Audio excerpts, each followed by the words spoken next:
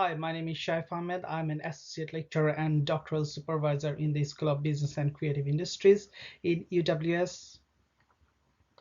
I'll be covering next three sessions instead of Caroline, and these are session 4 leadership and management, 5 and 6 controlling performance, part 1 and part 2.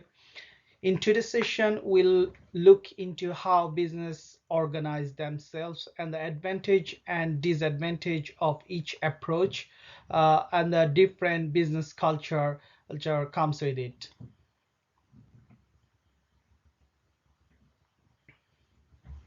Leadership can be seen as influencing others to do things out of their own free will. We can say, for example, Nelson Mandela and Mahatma Gandhi were leaders. They created vision and inspired people to achieve that vision. However, we'll come back to that later. We'll now look into particularly on management. Management is getting things done through the effort of other people, such as achieving sales target, completing a project on time, etc. Management is getting things done through the effort of other people. Uh, Therefore, different manager adopt different style to achieve their objective. When we look into classical management theory, it has relationship with the industrial revolution, because due to the industrial revolution, so many common question arises, such as how to organize everything, such as machinery, material, workforce, and what methods needs to be applied to enhance the productivity, and how to manage the massive workforce. Mm, Here we'll look into Henri Fayol. Henri Fayol, he was a French industrialist, and in the book he published, he described a systematic form gained from his experience working in large organization. He particularly looked into managing people. He thinks management needs to be trained, and he identified some of the management activities that management should be competent, and these are still relevant today. And those functions are planning. In planning, he says managers should be able to look into future and able to provide strategies for the organization, for their department. And number two is organizing. By saying organization, he says managers should be able to structure of task, delegate of authority in the department or to their colleague or to their subordinates, and organize it. Commanding. Here, manager should be able to giving instruction to carry out tasks in area of authority and responsibility, and leading the team. The other function he mentioned was coordinating, harmonizing goal activities across an organization. So he needs to communicate different department within the organization, and not the least but the most important, which is control, measuring and correcting the activities of the individual and groups. So he needs to be able to measure the individual performance and the group. Further, Henry Fayol identified universality of management principles, which are applicable for general administration, such as division of labor.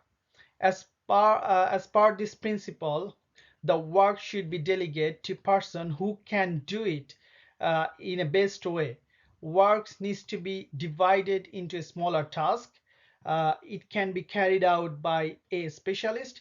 It would improve the productivity and efficiency of worker, because at that time, during the industrial revolutions, beginning of the industrial revolution, people used to do everything, like there was no like a special skill to do a particular job, so it used to take more time to do a job, because says if somebody is making car, he used to do everything of making car, rather than when we came to see the assembling process. So those are the thing he looked into first, for the first time.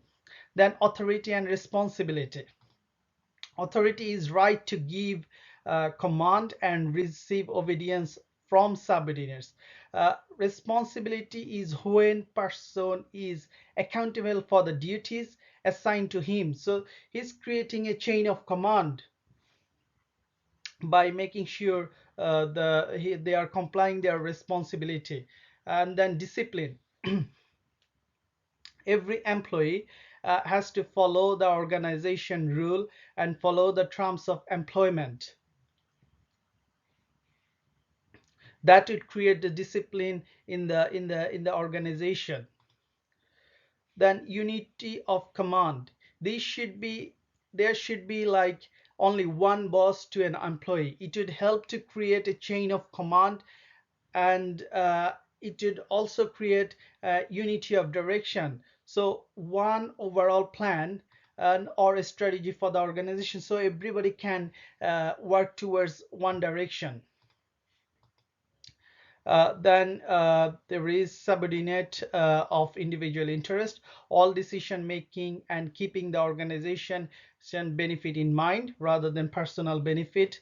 And centralization, making the most of the stuff by centralizing, and decentralizing as well is depends on the size of the organization, and is and it would help better performing the organization. Scale of chain of authority should be highest to lowest rank. So the chain of command should coming from the top onwards, top to down. Then what are just a general desire of what a linus in business, and stability, need staff for the long term. So he thinks like if you keep the good staff, it would be benefit the organization. Then equity, combination of kindness and justice. He thinks this is important for a manager. And initiative, managers should take initiative to encourage and inspire people in the organization. And spirit the corps, which is teamwork. So everybody should work as a team. And remuneration of personnel, fair and equitable wages, which would help to attract good employee or retain the good employee, and increase the productivity and the satisfaction as well. Even though Henry Fayol was pioneer of developing a general principle of management, still he was criticized due to a number of reasons, such as Fayol proposed a single standardized organization model as a optimum one. uh, he promoted a militaristics and mechanistics organization concerned with discipline, command, order, and subordination. The model overlooked the negative consequences of the tight control, narrow task specialization, which can be motivate employee, because it's not letting the employee to be more creative. Then ignore the conflict management, decision making process, and communication is more complex organization. uh, like there is a lack of systematic evidence and research base for his conclusion. So there is lot of criticism where the current researcher can improve on. According to Henri Mintzberg, manager has to play different role in the organization. Henry studied managerial role and behavior of several CEOs. Mintzberg studied how managers spend their time and grouped these into three roles: interpersonal, informational, decisional. Interpersonal included figurehead, like manager needs to attend in company's dinner, conference, legal responsibility. uh, and leadership is he needs to lead his people, like he's responsible for the people who he is leading, including hiring, firing, motivating, and performance analyzing of the employee. uh, then he need to liaison uh, with different stakeholders such as employee, customers, contractor, um, like different types of communication in within the organization and outside of the organization. Then informational is like environmental monitoring, such as receiving and processing information from variety of sources, collecting information and analyzing, monitoring employees' productivity. So those are part of his job. And he needs to be a spokesperson. He or she needs to be a spokesperson. I always say he, I don't know, but I should say he and she, she more. And then a spokesperson, representative of department of organization, customer, disseminator, as simple as forwarding email something. So these all are part of their job, forwarding the information to appropriate person. So and when we look into the decisional, uh, entrepreneurs initiating improvements to department, then disturbance handler, like making decision when things change or conflict, resource allocator, dealing with the budget, making sure that within the business within control or organization within a control budget or control resource, and negotiator, dealing with employees, suppliers, customers, uh, customers. Challenges of there are a lot of challenges of Mintzberg works too, such as manager have routine job too rather than those listed job, just like doing cleaning and other things. Manager prefer verbal information to output from an IT system. So, and then and then work become a near constant matter of judgment rather than structured format, and institution rather than applying abstract principle. So those are the criticism of Henry Mintzberg uh, management theory as well. Some of the key concepts of carry out job are power and influence, authority and responsibility, delegation and empowerment. Board of directors determine the organization objectives, and manager responsibility is to attainment of these objectives, and some key concept to carry out these, as I said earlier: power and influence, authority and responsibility, delegation and empowerment. French and Raven originate 5 bases of power. These are legitimate, like hiring, electing, appointing with a legitimate responsibility, such as just member of parliament, police, and then rewarding somebody to do a job, to do a good job.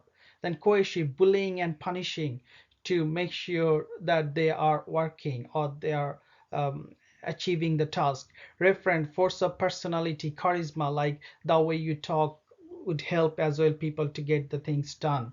Expert comes with education and expertise, such as doctor, nurse, who would get who would um, uh, help to attain the objective as well.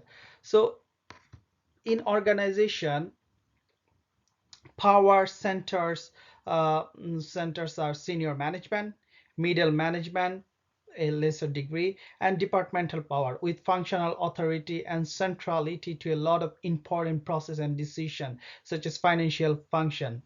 Then other thing is, as I mentioned earlier, influence is the process by which one person modifies the behavior or attitude of other.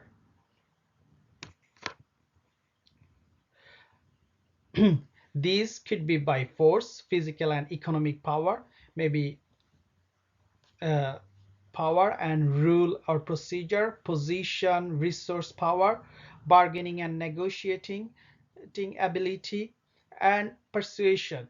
So these are the way you can influence other to get things done.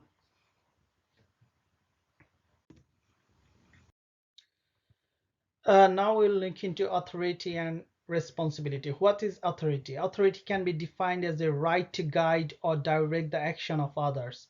So it's basically like directing somebody or or providing direction to somebody. Max Weber came up with three types of authority. These are charismatics. So like the charismatics is the personality of the leader. They came back time to time, especially in the time of crisis. They have the ability to inspire others. Let's say, for example, Nelson Mandela and Mahatma Gandhi. They created a vision, and they direct the people or drove the people towards that vision to achieve that vision. Other is like traditional authority, that could be like conferred through previous practice. Just say, for example, king, queen, they inherited that authority. Other is rational legal, via normative rule established in organization hierarchy. For example, police department, they got the power due to their position or the job they are doing. Then if we look into responsibility, what is responsibility? It can be defined as an obligation placed on person who has to perform a specific task, job, or function. Similarly, accountability is the obligation of subordinates report back on their discharge of the responsibility which they have undertaken. So they need to report back to somebody, and they are accountable for their job.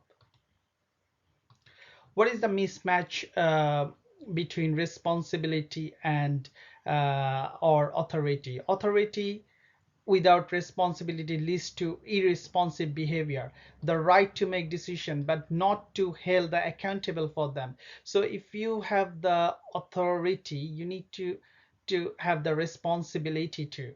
And similarly, responsibility without authority, like if somebody tell me to take this class but they don't give me the authority to do it, I cannot come and just give a lecture. So it doesn't work. So usually a subordinate put into an impossible and a stressful position, so I won't be able to do, uh, and but I would be accountable for the result, because but I can't control the situation. So those are the things you need to consider when you look into authority and responsibility and accountability.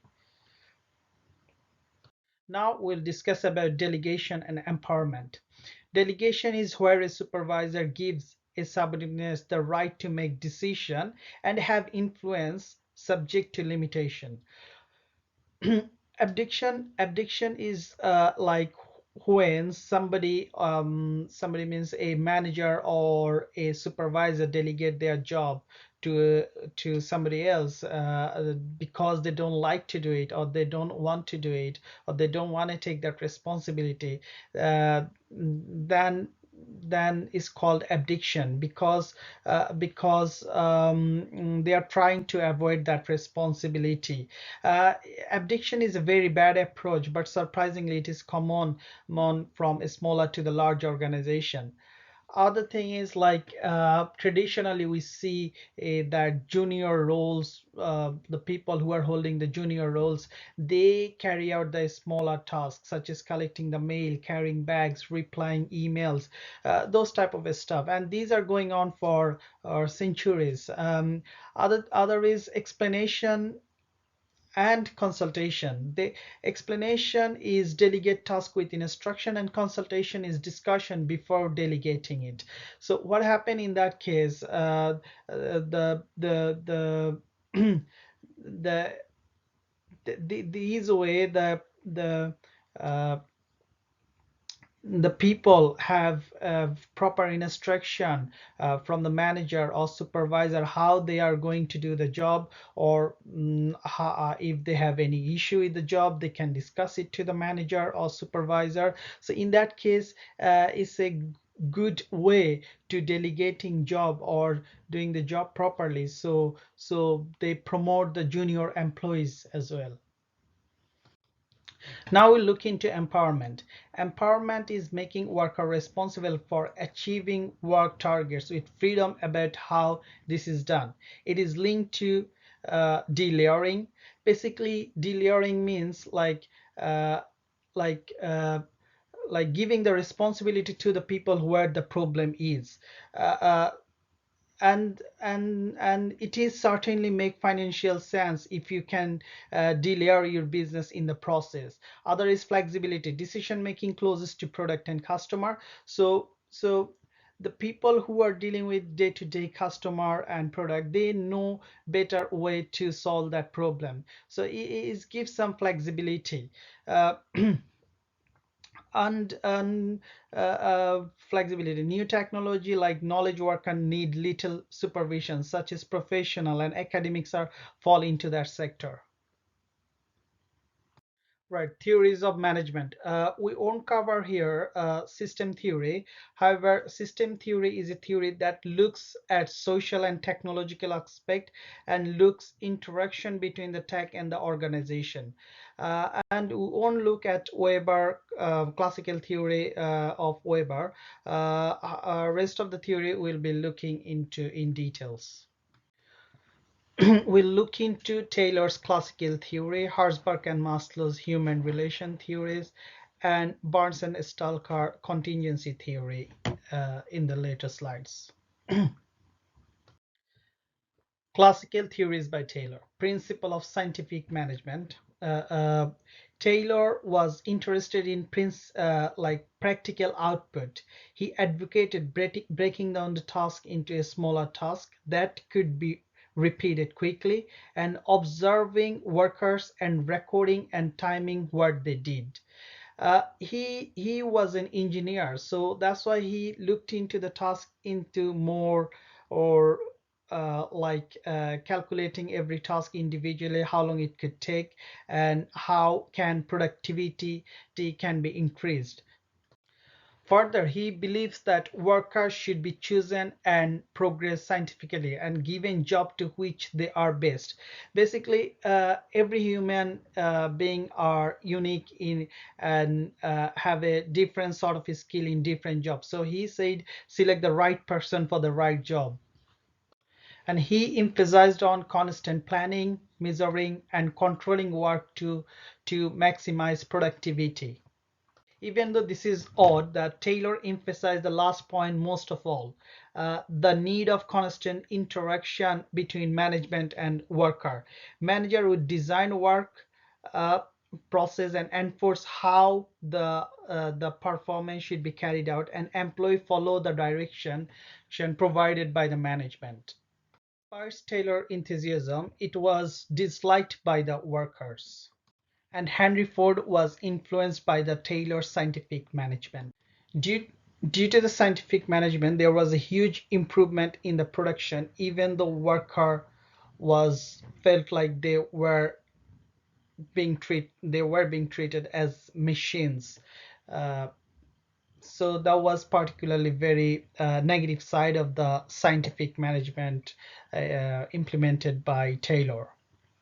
Key element of Taylor scientific management was work study techniques, so studying each individual work and micro designing the job. So is a skilled individual can do a small part of the huge job, which would increase the productivity, and paid incentive to the worker. So he created a separation between planning and doing. In modern age, if we look into the large fast food franchise such as Domino's, who made their pizza by allocating the each individual task to different stuff, and they simultaneously do the similar job, so their productivity increased. Similarly, in car manufacturing plant, this approach has been applied for quite long time. Human relation skill of Herzberg. Herzberg looked into non-financial motivational factors. Herzberg two-factor theory is only something's acted as motivator, and then only when present. These called motivation factors. On the other hand, other factors are only influential when they were absent. These are called hygiene factors, such as company policies, salary, quality of supervision, interpersonal relation, working condition, and job security. In terms of motivational factor, Herzberg is saying that worker needs some challenge, scope, status, interest, responsibility in the job for long-lasting satisfaction. And when this happens, productivity will come along with that. Or see, you can look into if actually these motivational factors are helping employee to increase their productivity. That's a big question. That's lot to do research on these areas. So you can have a look into it. Maslow's hierarchy of needs is shown here with basic needs at the bottom of the pyramid and self-acquisition at the top. Each need is dominant until satisfied. So basic needs includes food and water. Safety and security needs include safety, shelter, and belongings needs include social requirement, uh, such as workplace friendship, and then esteem needs would be job recognition, status, respect from others, and self-acquisition is concerned with fulfillment of our potential, such as interesting and challenging work opportunity for progression, achieve work objectives. Each of these needs would help us to survive, but it is to be taken into account that lower needs must be satisfied before going to the higher needs. So you cannot jump to the social need before fulfilling the basic needs and safety needs. And Maslow believed that we have an innate desire, like human has an innate desire to work our way up to the hierarchy. We all wants to go up. However, it can be argued that self-acquiesced people are rare. It is important to point out that there are some criticism of Maslow's hierarchy of needs.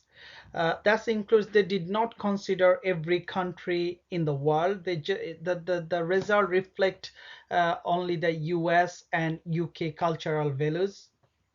Furthermore, not everyone can or want to move up in the model because not everyone has a desire to to to fulfill their esteem needs, self-acquisition, etc. Furthermore, one of the most important thing I should mention, uh, our needs may change over time. Say, uh, once upon a time, say maybe if we go back to 30, 40, 50 years back, or 30 years back, having a computer personal PC was a luxury, but now it's a basic needs, especially in pandemic. Everybody they needs it to study, to work. So needs change by time.